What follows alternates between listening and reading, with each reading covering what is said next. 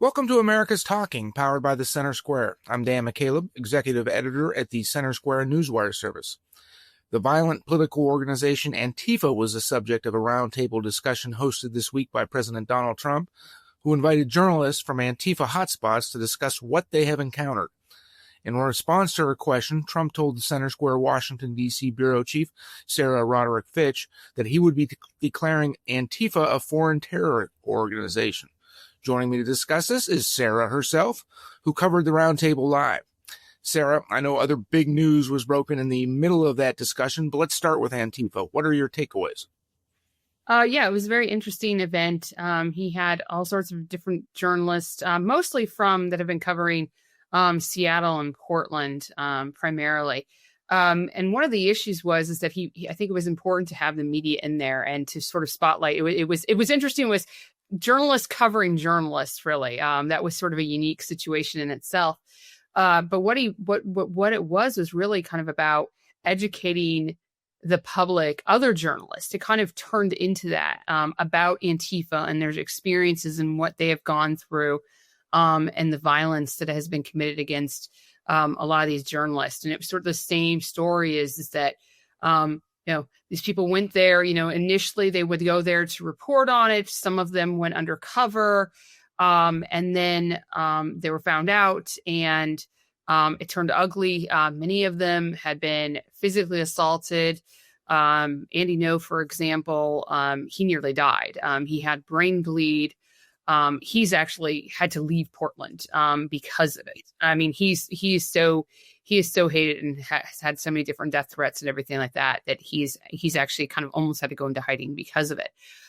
So really, it was about he was trying to show the media, because some of the mainstream media have kind of said, okay, well, Antifa doesn't exist. It's not really real. It's sort of there's not really a problem there. And it's true. It's just a decentralized organization. However, on the West Coast, especially in Portland, Seattle, it is much more organized. Rose City group their Antifa group is actually is pretty well organized and well known. So it was about that. It was really just kind of trying to open up their eyes to saying, hey, this is, these are people just like you and me who are well, not the president, but to me, to the journalists like myself, this is what's happened to them. They've been on the front lines. This is their story. And it exists. It's real. And this is what's happening. And this is kind of also showing the president, really, I think he wanted to show justification for saying this is why they were designated a domestic terror organization. And also he had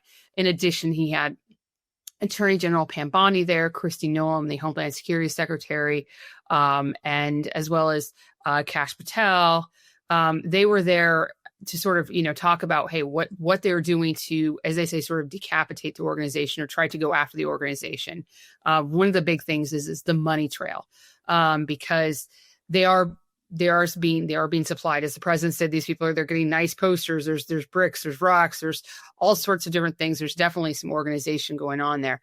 So, they were just trying to show, hey, this is what we're doing. This is what we're dealing with.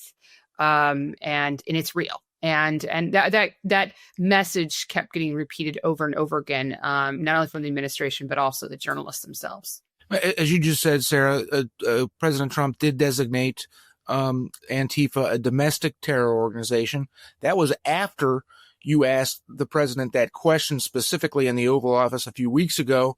Then on Wednesday, he held this roundtable on Antifa, and you asked, would he declare it a foreign terrorist organization, because it does operate in Europe and elsewhere. And he said, essentially, he said he would, after asking his cabinet members who were also in the room there.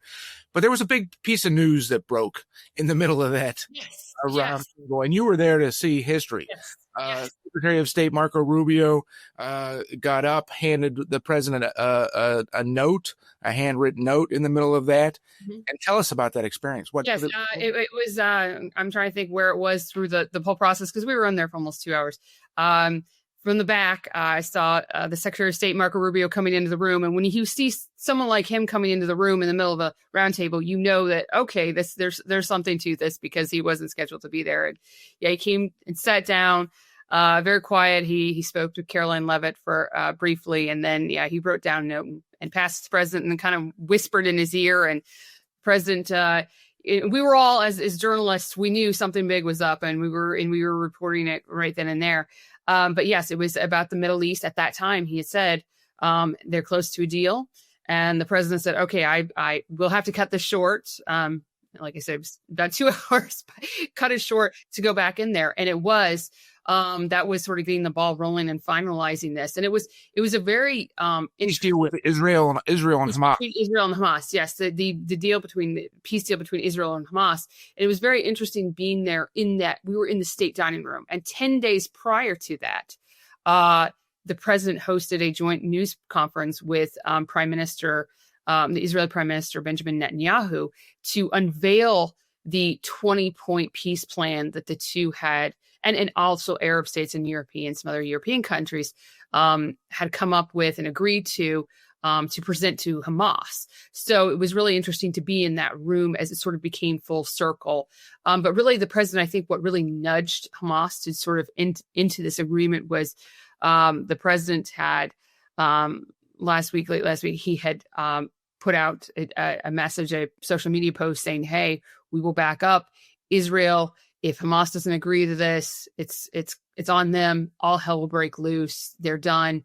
And then hours later, Hamas came back and said, "Okay, we're coming to the table and we're willing to work this out." And since then, Steve Witkoff, the special envoy to the Middle East, and then the president's son-in-law, Jared Kushner, have been very instrumental. They've been there in Egypt. They have been there working long hours to sort of bring this together. And now the president is headed there this weekend, and he will be speaking the Knesset.